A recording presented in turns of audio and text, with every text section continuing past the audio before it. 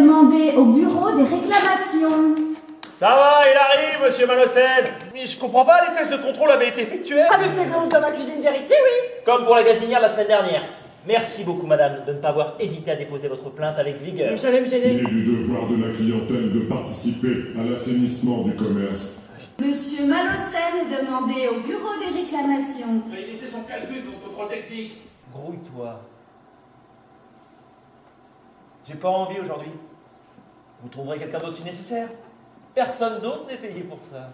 Mais personne ne devrait être payé pour ça. Une Peugeot 504, décapotable, rose, 6 cylindres, en V, dangereuse comme un brochet.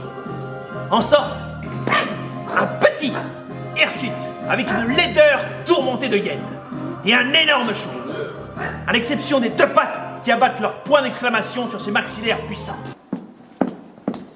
Faites pas la conne, le mouchard en chef est juste derrière vous. Il me va bien, non? Enfin, qu'est-ce que t'en penses? Très bien avec tes yeux, tant Julia, mais pas avec tes cheveux. Arrête ton cirque, Malocène. J'ai très bien vu cette fille faucher le pull.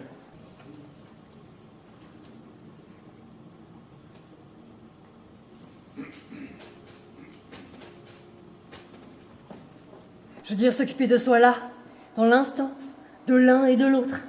De toi et de moi.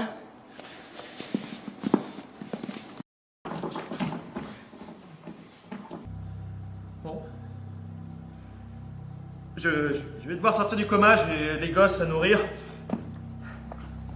Il y a des enfants. Oh, que des demi. En quoi consiste exactement votre fonction au magasin? Je n'ai pas très bien saisi. Nous en sommes désolés.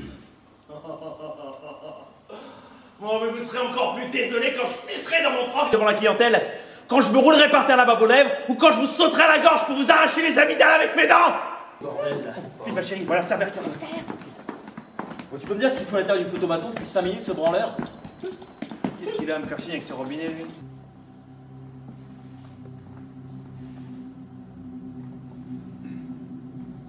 Elle revient de l'échographie. Fille ou garçon? Jumeau. C'est ça ta bonne nouvelle? Est-ce vous qui posez ces bombes, monsieur Malocène? Non. Cette espèce d'éclatement du visage a eu lieu avant l'explosion, Ben. Et c'est pas une expression de douleur, ça, mais de plaisir. Devant le corps explosé, il y a un pompier qui m'a dit pas pour eux. Eh bien, les suicidés du métro, c'est pire. De la barbade partout. Les doigts coincés dans les essieux. Mais les pas supportables, c'est encore les grands bruits de la route. Ça, c'est l'odeur qui vous lâche pas. Vous voyez, dans les cheveux. C'est tout.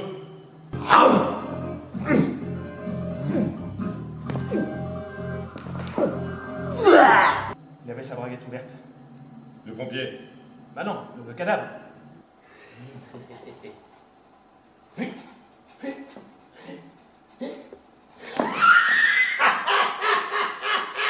Savez-vous ce que Clémenceau disait de son chef de cabinet? Quand je pète, c'est lui qui pue.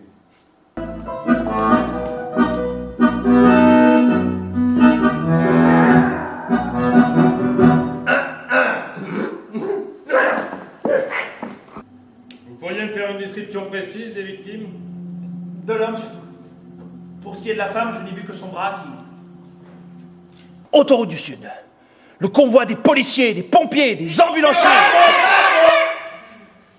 suivi des cas régis de la télévision, crée une sorte d'aspiration où s'engouffre l'armada des curieux. La foule immense et bien portante des soifards de sang. Mais ce que nous aimerions savoir, monsieur Malocène, c'est ce que faisait votre sœur Thérèse devant ces WC scandinaves, figée comme une statue, jusqu'à ce qu'on en force la porte et qu'on découvre le cadavre. Moi aussi. C'est lui qui a incendié son collège. Quoi? Sois gentil avec lui. Mais je suis gentil.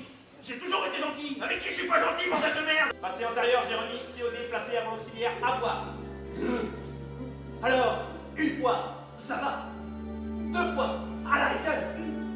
Mais quand c'est toute une vie, et à quoi se sentir victime de quelque chose? Oui, alors là, je sais pas. Deuxièmement, quand ce n'est pas lui, troisièmement, De tous vos frères et sœurs, c'est Thérèse qui vous ressemble le plus.